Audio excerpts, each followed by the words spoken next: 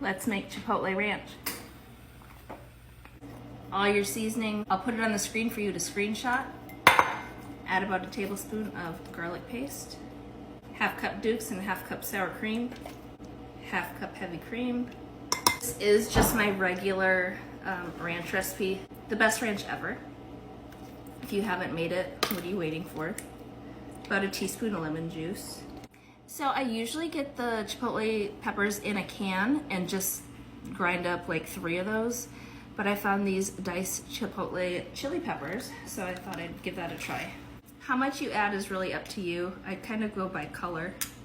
I'm just gonna add 2 teaspoons. Okay, if you want it a little runnier, add more heavy cream. Okay, I wanna add a little bit more.